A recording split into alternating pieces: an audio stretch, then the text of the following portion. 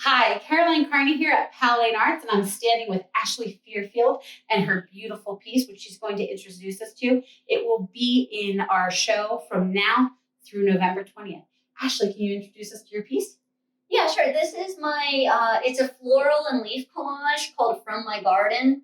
Most of these flowers have indeed come from my garden, and I pretty much press them all year round. And then when I have enough, I decide to make art pieces so I can have my gardens forever. I can have them in the winter. And that's how I started doing this. And I decided for the Changelings exhibit that I would do changing between texture, color, almost like changing of the seasons as different flowers bloom. So, which is perfect because I love that you said that it allows you to take your garden with you year round, because it's such a unique, a lot of people press flowers, but not in this detail and not with this density. The change that you have between seasons, between texture, between color, it really, it feels botanical and peaceful, and it really does evoke your garden. How did you get started doing this?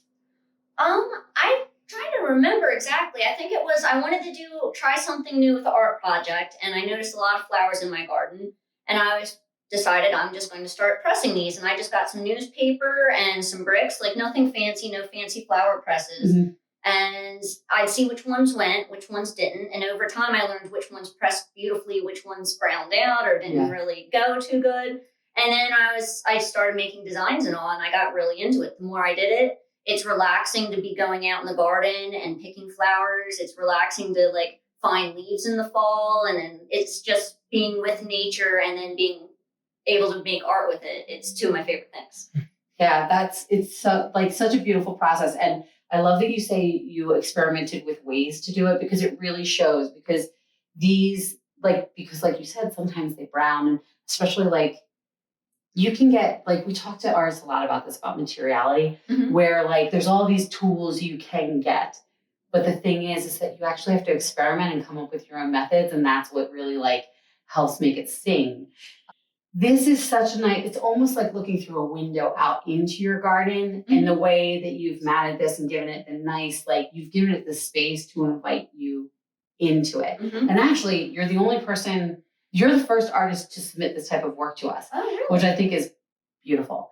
You said this is the largest one you've done. What sizes how long have you been doing this? And also, what sizes do you typically do? I've been doing this for about 2 years, because I remember 2 springs of pressing. Yeah, it probably takes a lot of time to get the materials. Oh, yeah. Yeah. You have to wait for the things to bloom at the right time. And then I also prioritize where it's like, okay, this is only going to be blooming for a week, but this species is going to be blooming all summer long. Wow, there's so much planning that goes into this. You're opening my eyes to, because a lot of people would be like, oh, I can get pressed flowers, but you're actually you're taking into account the whole cycle. So this is also almost like you're documenting, and you're creating artifacts of what you're doing. And the planning is amazing. Thank you. So I would not have the foresight to do that.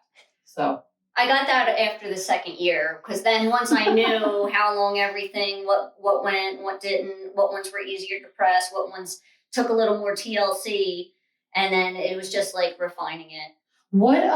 So when you approach this, do you have a plan in mind for it, or do you just kind of go intuitively? How do you design them? Sometimes I have a plan. There's also one of the things is with a lot of the flowers is they're not always going to be the same shape. They're not always going to be 100% uniform. So there is a little bit of even if you have a general plan that you have to adapt, you have to, okay, I don't have enough of this color that I want. Let me try to do something else. I originally, I didn't have any orange flowers when I made this one. So I took that into account when I made the color scheme. Yeah, that's smart. And the way that the yellow matches the yellow and it transitions down is really great. I think one of the things that's also really interesting about your pressings is they are so well pressed that they almost look like they're still alive.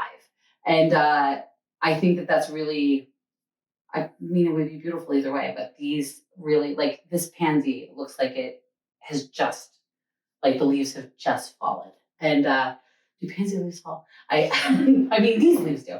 But I think that that's really, it shows a very high skill, like, Thank you. which is beautiful. When people look at your pieces, what do you want them to, like, how do you want them to approach it? I pretty much want them to just enjoy the color, enjoy like be like, oh my God, this is a garden, but in a 2D form now. That you can take anywhere with you. Yes. And you know what? There are people who live in cities, and there are people who live in country, and there are people who have no backyard or no garden or don't have a green thumb. Mm-hmm. And this is great for them because you already did it for them. Oh yeah, and it's so important. Like nature and just outdoor stuff is just so important to like everyone's mental health. So I just feel like that just kind of like helps with that. Well, because we're beings of a planet, and so it connects us back to that essential nature of our being. So I think this is lovely. And I really hope that all of you will come see Ashley's work. This, in a second peek, is called Chevron, which is also a little beauty. We hope that you'll come see her work at Powell Arts from now through the 20th of November. Thank you so much. Thank you.